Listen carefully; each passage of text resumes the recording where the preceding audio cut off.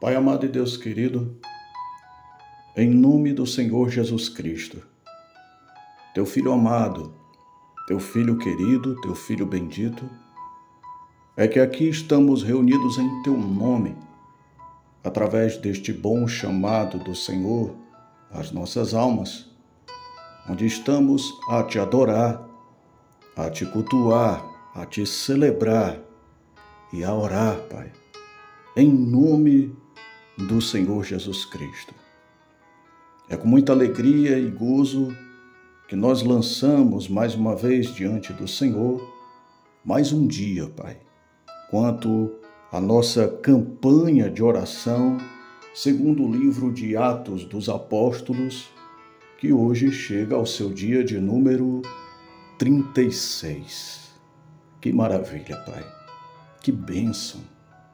Que coisa magnífica é estarmos continuamente na Tua presença à luz da Tua palavra. É como o salmista anunciou: lâmpada para os meus pés é a Tua palavra, luz para o meu caminho. Pai, com a Tua palavra ninguém tropeça. Não há como passarmos em meio às trevas, se a luz do Senhor está sobre nós. E o melhor, não apenas sobre nós, mas iluminando outras pessoas para que também se tornem luz para os homens. Pois é do Teu desejo que todos, Pai, sejam salvos em Cristo Jesus.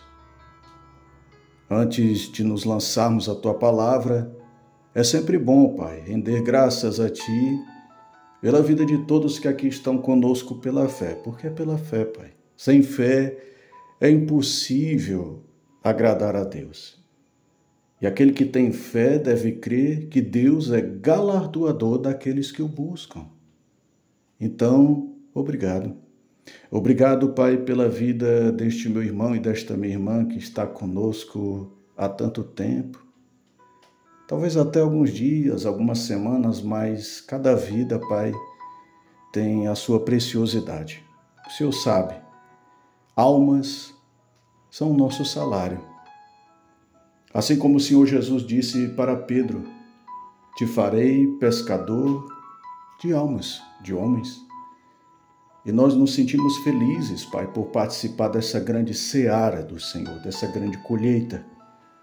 Eu te louvo por todos estes que participam conosco, não apenas para se alimentar, mas também para ser instrumento de bênçãos em nossas vidas e na vida de outras pessoas, inclusive de seus familiares, amigos, vizinhos e até aqueles que tentam algo de ruim contra nós. Também te glorifico pelas vidas que sempre estão chegando, Pai, pela primeira vez. É maravilhoso, Pai. Às vezes nem nos esforçamos tanto, mas mesmo assim o Senhor envia pessoas convencendo as tais através do Teu Espírito Santo. É para a Tua glória, Pai, que este meu irmão e esta minha irmã se juntam a nós neste momento e desejamos sinceramente que todos fiquemos unidos até que um dia Cristo retorne à sua igreja ou que a igreja retorne ao seu Deus. Pela fé te apresento todos os pedidos de orações, como sempre fazemos, mensagens de textos, áudios e fotografias. E profetizamos em nome de Jesus que se os tais que aqui estão conosco assim crerem, o Senhor é Deus para responder a cada um segundo a sua necessidade, segundo a Tua palavra. Que assim seja, Pai, em nome de Jesus. Como dissemos no início, dia de número 36 da nossa campanha, segundo o livro de Atos dos Apóstolos. Estamos no capítulo 14. E logo após o apóstolo Paulo e Barnabé passarem por Icônio, chegaram então em Listra e depois em Derbe. Pai, o texto vai dizer que ali em Listra havia um homem paralítico dos pés. Ele era aleijado desde o seu nascimento e vivia ali sentado. Ele nunca andou. Mas naquele dia em que Paulo ministrava a palavra do Senhor, aconteceu algo diferente na vida daquele homem. Ele deu ouvidos à voz do Senhor. O texto não diz se aquele homem em algum momento teve alguma oportunidade de ouvir a palavra do Evangelho. Mas naquele dia ele ouviu da boca do apóstolo Paulo e deu a atenção que lhe era devida. A Bíblia Sagrada diz que quando Paulo olhou para ele e viu que aquele homem tinha fé para ser curado, não duvidou e disse em alto e bom som: levante-se, fique em pé. Então o homem deu um salto e começou a andar. Oh, Pai querido, eu fico a pensar na alegria, na condição que aquele homem ficou, e não apenas ele, mas os que estavam ao redor também, porque muitos ali estavam ouvindo a palavra do Senhor. Contudo, os demais tiveram um discernimento talvez, e por certo, Pai, não muito apropriado. Certamente que não. Pois a Bíblia Sagrada vai dizer que aqueles homens começaram a idolatrar Paulo e Barnabé, chamando até mesmo os tais de deuses, nomeando os apóstolos como se fossem Zeus e Hermes, segundo a sua religião, segundo a sua tradição, segundo o seu paganismo. Eles, inclusive, fizeram o absurdo de trazerem flores para os tais e queriam até mesmo oferecer sacrifícios a Paulo e Barnabé. Diante disso, não poderia ser de outra forma. Paulo e Barnabé rasgaram as suas roupas e foram para o meio da multidão gritando para que eles parassem com isso, porque eles eram homens como eles e que eles estavam trazendo as boas novas, dizendo que eles, aqueles homens idólatras, se afastassem das coisas vãs e se voltassem para o Deus vivo que fez os céus, a terra, o mar e tudo que neles há.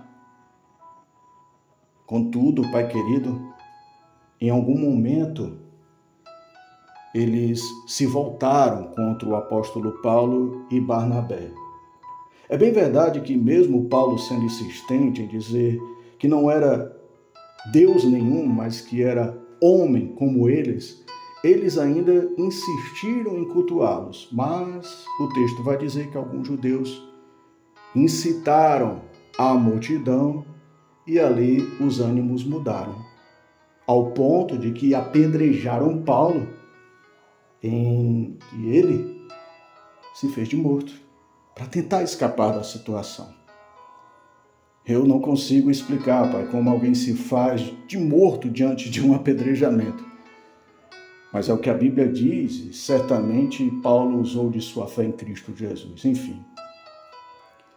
Mas o fato, Pai querido, é que hoje, como naqueles dias, estamos arrodeados de doutrinas, de ensinamentos, de religiões, de discursos e de sermões que não são de acordo com a tua palavra.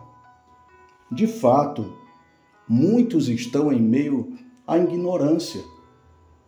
Contudo, Pai querido, mesmo em meio ao grande testemunho de que há um Deus soberano sobre todo o céu e toda a terra, permitindo que a chuva caia sobre justos e injustos, louvado seja o teu grande nome, a humanidade agora é indesculpável pela manifestação que está na pessoa de nosso Senhor Jesus Cristo.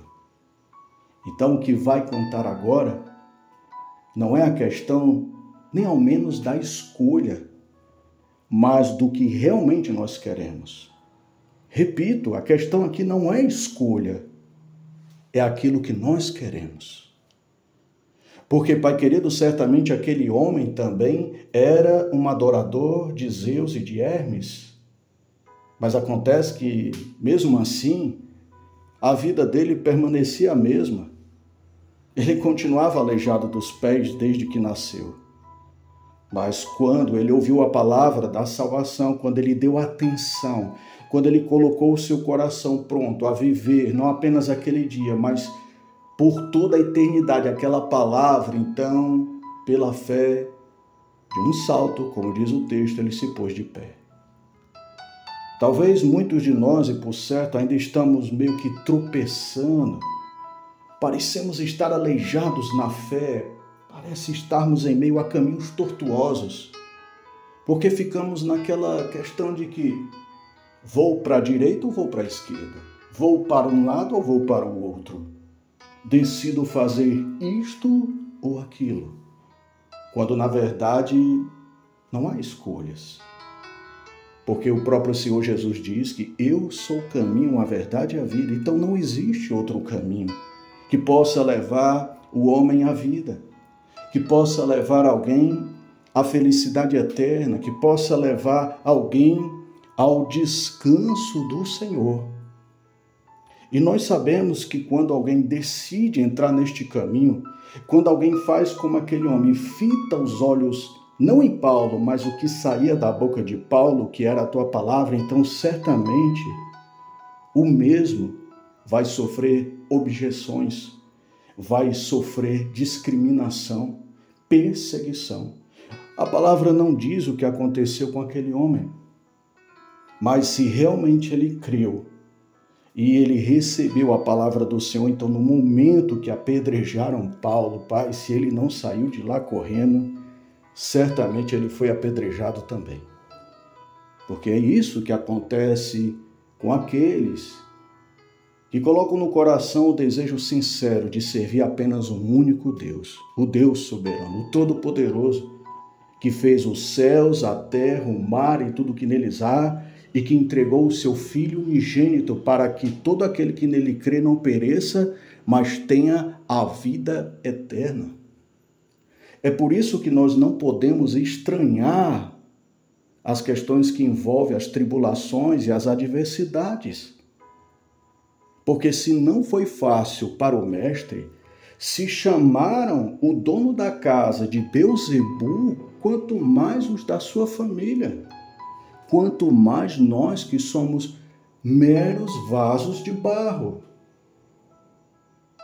É de se fazer como se fez o apóstolo Paulo, muitas vezes se sujeitar às pedradas, se fingir de morto, mas esperando sempre que o próprio Deus venha acalmar a tempestade, a fim de que no momento certo e oportuno possamos nos levantar mais uma vez e seguirmos em frente, pois foi o que o apóstolo Paulo fez. Apedrejaram Paulo e o arrastaram para fora da cidade, pensando que ele estivesse morto. Mas quando os discípulos se ajuntaram em volta de Paulo, ele se levantou e voltou à cidade. É por isso que o inimigo usa tanta coisa para tentar nos fazer parar, Pai.